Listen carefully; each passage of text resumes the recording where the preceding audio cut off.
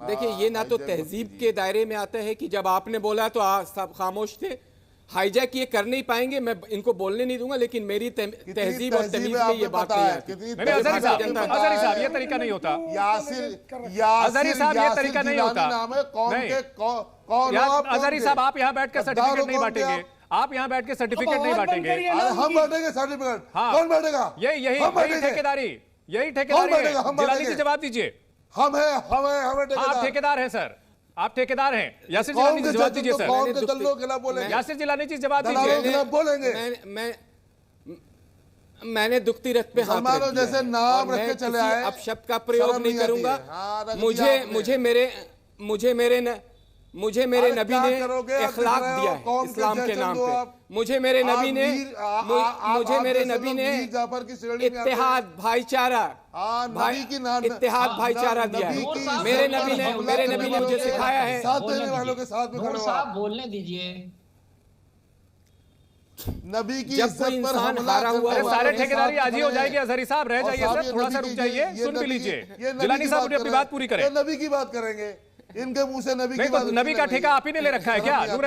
नूर अहमद अजहरी से जो है सर्टिफिकेट लेके वो नबी का नाम लेंगे। आप ये तय करेंगे कौन मुसलमान जो है क्या किसका नाम ले सकता है? नबी करीम सल्लल्लाहु अलैहि वसल्लम का नाम लेने का बिन अरे सर अजहरी साहब, धर्म की ठेकेदारी यही कहा जा रहा है कि धर्म के ठेकेदार जो है ना, उन्होंने हाईजैक कर रखा है ठेकेदारी। आप जी प्रवेश चौधरी साहब, ये कौन सी जो है रणनीति बनाई जा रही है? आप तो एंकर और भारतीय। अरे अजहरी साहब, ठीक है, नॉन स्टॉप बोलने से सर आपकी बात सही साबित नहीं हो जाएगी। ठीक है, मैं आपका ऑडियो बंद करवा दूंगा सर। चंदन जी ठीक है, दूसरों को भी बोलने दीजिए सर। अजहरी साहब, दूसरों को भी बोलने दीजिए। सिर्फ शोर नहीं जी। प्रवेश चौधरी फेडर डाउन करिए जी। प्रवेश चौधरी बोल रहे हैं। ये जिलानी साहब, ठीक है, प्रवेश चौधरी आपके पास में आऊंगा। जिलानी साहब की बात जल्दी से पूरी कर दीजिए। वो करो आप। चंदन जी, इनका फेडर डाउन करिए। ये तहजीब नहीं है। देखिए, मैंने दुखती रात पे हाथ रख दिया इनके। ये जो लड़ाई है गरीब, मिस्कीन, बेवा, शोषित, पीड़ित, वंचित मुसलमान वर्सेस 25 अरबपति कब्जाधारी मुसलमान, जिसको हमारी सरकार ने, जो हमारे रूहे रवा हैं, जो अमीर कारवां हैं, जो इमाम हिंद हैं, हमारे प्रधानमंत्री नरेंद्र मोदी साहब, जिन्होंने हिम्मत दिखाई आजादी के बाद गरीब मुसलमान औरतें, बेवा औरतें, मिस्कीन औरतों के हक के लिए वक्फ अमेंडमेंट। ठीक है, सरकार की तरफ से यही दलील दी गई है जिलानी साहब, और सरकार की तरफ से काफी डिटेल में यह पूरा बताने की कोशिश की गई है। बहस हुई है दोनों सदनों में। इन सब के बीच एक बड़ी खबर आ रही है। धमकीबाज कबीर खान से जुड़ी हुई भड़काऊ बयान को लेकर पुलिस ने एफआईआर दर्ज की है। एफआईआर होने के बाद कबीर खान फरार है। इस वक्त की बड़ी खबर, भड़काऊ बयान देने वाला, बसों को जलाने की आह्वान करने वाला, ट्रेन को जलाने का आह्वान करने वाला कबीर खान अब फरार है। उसका फोन भी बंद है। इस वक्त की बड़ी खबर आ रही है। पुलिस ने मुकदमा दर्ज कर लिया है उसके खिलाफ। उसने जो बातें कही थी, हमने आपको सुनाया किस तरह से उसने खून बहाने की बात की थी। और यह बड़ी खबर जो आ रही है, जिसमें कबीर खान के खिलाफ एफआईआर दर्ज कर ली गई है, उसकी तलाश कर रही है पुलिस। इस वक्त ये बड़ी खबर आ रही है धमकीबाज कबीर खान से जुड़ी हुई। कर्नाटक के दावणगेरे में उसके खिलाफ एफआईआर दर्ज की गई है भड़काऊ बयान को लेकर के। अब कबीर खान फरार बताया जा रहा है। उसका फोन भी स्विच ऑफ है। सोशल मीडिया पर उसका वीडियो काफी वायरल हो रहा है, जिसमें उसने कहा कि प्रदर्शन सामान्य तरीके से करने से कुछ नहीं होगा, जान देनी होगी। कोई भी प्रदर्शन जो होता है वो आसानी से बिल पास जो हो चुका है वो वापस नहीं होगा। बस जलानी होगी, ट्रेन जलानी होगी। और अब एफआईआर होने के बाद ये धमकीबाज कबीर खान फरार हो चुका है। प्रवेश चौधरी हमारे साथ जुड़े हुए हैं। प्रवेश जी, जिस तरह से कबीर खान का इलाज किया जा रहा है कानून के तहत, जो भी धमकीबाज हैं, जो भी भड़काऊ बयान देने वाले हैं, उनका इसी तरह से इलाज होना चाहिए। बिल्कुल होना चाहिए, वो उसमें कोई दो राय नहीं है। हिंदू समाज तो हमेशा कानून के साथ रहा है, संविधान के साथ रहा है, इसमें कोई दो राय नहीं। देखिए, ये जो पूरी वक्फ को लेकर के जो राजनीति है, ये केवल सियासी राजनीति है।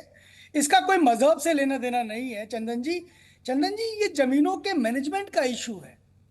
काउंसिल, बोर्ड, ये सब मैनेजमेंट, जमीनों के मैनेजमेंट का। आप सोचिए कि 2013 तक केवल इनके पास 18-19 लाख एकड़ जमीन थी, 17-18 लाख एकड़ जमीन थी।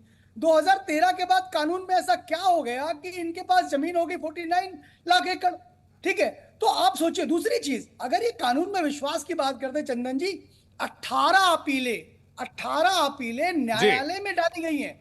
अरे न्यायालय का इंतजार तो करिए जी, आप कानून का इंतजार तो करिए। ठीक है, बहुत वैलिड पॉइंट आपने उठाया। गाड़ी फूकने प्रवेश चौधरी जी, बहुत वैलिड पॉइंट आपने उठाया है। यही सवाल तारिक खान साहब के सामने रखूंगा। तारिक खान साहब, आप टेक्निकल पॉइंट्स की बात कर रहे थे। यहां पर सुप्रीम कोर्ट में अपीलें डाली गई हैं। जो तरीका होता है बिल्कुल सही है, अगर विरोध प्रदर्शन शांतिपूर्ण रहता है उसमें कोई हर्ज नहीं है, लेकिन वायलेंस करने वालों का बॉयकॉट मुस्लिम समाज की ओर से भी होना चाहिए। ठीक है, संजय निरुपम कह रहे हैं कि जलियांवाला बाग बना देंगे, मोहब्बत बांट रहे हैं, मोहब्बत बांट रहे हैं।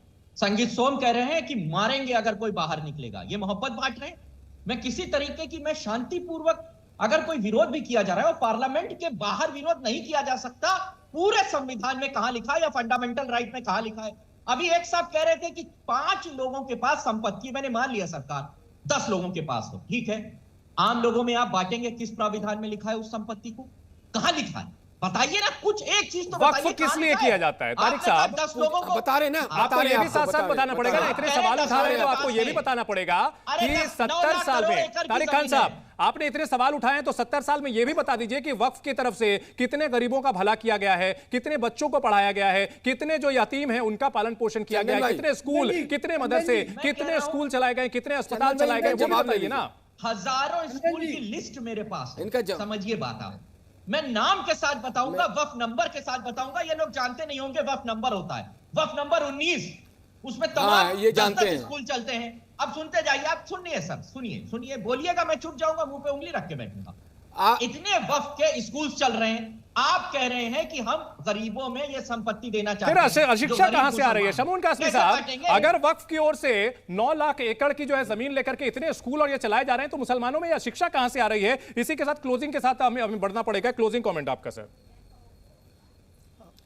हाँ, मैं ये कहना चाहता हूँ कि हमने उत्तराखंड राज्य के अंदर माननीय मुख्यमंत्री पुष्कर सिंह धामी जी के नेतृत्व के अंदर गुणवत्तापूर्ण एजुकेशन यानी एनसीईआरटी के सिलेबस को इसीलिए लागू किया ताकि ये लोग बहका ना सकें और वो अपने पैरों पे खड़े हो जाएं। इनसे यही पूछना है कि 60 साल में कांग्रेस की मीडिएटरशिप जिन लोगों ने की है, आज वो वायलेंस की बात कर रहे हैं। आपको अपनी बात को रखने का अधिकार है, मगर वायलेंस फ्री होना चाहिए। हमने एक बड़ा आंदोलन इस देश में किया जिसमें स्वीकार नहीं की जा सकती है, वो भी शांतिपूर्वक। शमून कासमी साहब, हमारे पास समय की कमी है, सभी मेहमानों से जिनको समय के लिए पर्याप्त नहीं दे पाया उनसे माफी चाहूंगा मैं। एक चीज बहुत इस बहस की सार्थक निकल के आई है, हिंसा स्वीकार नहीं की जाएगी और ये बिल्कुल थंब रूल होना चाहिए कि हिंसक बहस स्वीकार नहीं की जाएगी। बहुत शुक्रिया टू द पॉइंट में मेहमानों का जुड़ने के लिए।